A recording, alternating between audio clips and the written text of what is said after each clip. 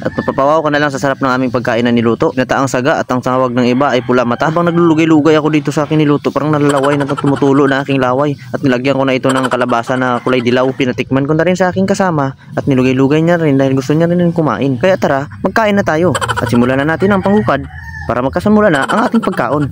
At siyempre, bago ang ating pagkain, ubanan nyo muna kami ng aking kasama na si G. Marmidir at ako nga pala si Nico Daroca, nagpumunta ng pamalengke. Magbibili kami ng Ricardo at aming lulutuin. At yun nga, naglakaw-lakaw lang nga kami dahil wala kaming sasakyan at sira pa ang aking motor. Bilisan lang nga kami agad nakarating dito sa may palengke. Siyempre, nung papunta pa lang kami ng palengke, hindi pa namin alam kung ano talaga ang aming lulutuin. Dito na kami, naglilibog talaga ang aming utok kung ano ang aming gustong lulutuin. Kaya nga sabi ko sa aking partner, magtiyog-tiyog muna tayo dito sa paikot at para makapili ng gusto nating lulutuin. Bago pa nga kami nakabili niyan, naglalalisan pa nga kami ditong dalawa kasi nga ang dami talagang shell na nakatinda dito. Hindi namin alam kung ano talaga ang gusto namin bilhin.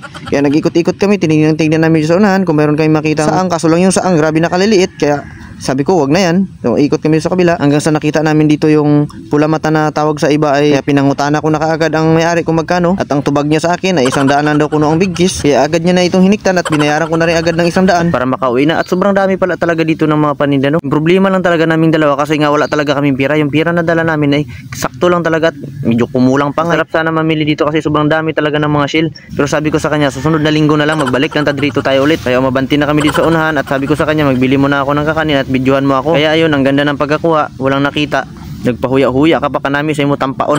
At ayun, pagkatapos kong bumili dito, lumipat na kami agad sa kabila at bumili na rin kami ng kalabasang dilaw. At siyempre, dilaw naman talaga yata ang kalabasa.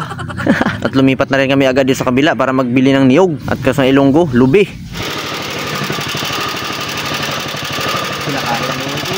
At ayun nga, pagkatapos naming magpakagod ng lubi, napugaan na namon kaagad at para makauli na kami at para sa pag-abot sa balay, magluto na lang kami at hindi na kami magpuga-puga. At for today's video, medyo gikapoy na ako sa paglakat. Sabi ko sa kanya, magmadali na tayo kasi grabe nakainit ng panahon. Pagkaabot namin ng aming boarding house, agad ko nang tinak ang aming mahiwagang kawali at akin ang binabaran ang aming pula mata sa baldi na murag halin sa sapaan tubig. Pero wag nyo nang pansinin yan dahil nalubog lang yan siya kasi nga marumi yung pula mata.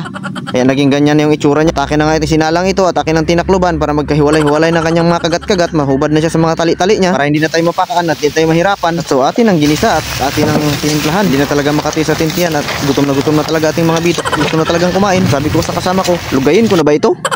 Lugayin mo na yan para malagyan na yan ng kalabasang dilaw. At sinabay na rin namin ang pagbutang ng kalabasa dahil nga kailangan pa itong palatain. Kung sa Tagalog ba, kailangan pa itong durugin para maging masarap at malasa at para maging lami ang ating niluto. At siyempre, wag talaga nating kalimtan ang asin at bitsin. At hapit pa talaga pala malimtan ang ating gata na magpapalasa at magpapasarap sa ating niluto. Akin na agad binustik ang plastik at akin ang binubo. Akin na namang nilugay-lugay ulit at para atin ang takluban. At dahil nagdadali na talaga kami at makakain na. Kaya sabi ko sa partner ko, buksan mo na yan at tiluan mo na ang sabaw kung ano ang lasa.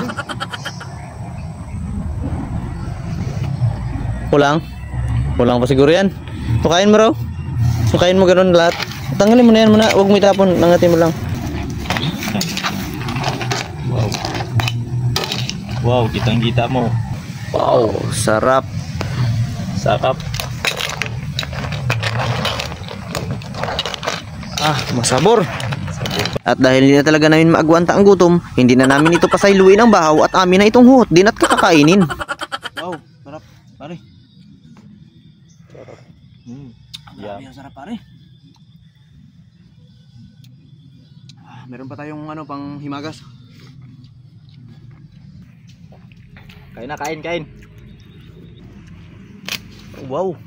At one day isang araw, for today's video ay hanggang dito na lang po ating video at kami po ay magpapaalam na dahil nabusyad na po ang aming mga tiyan.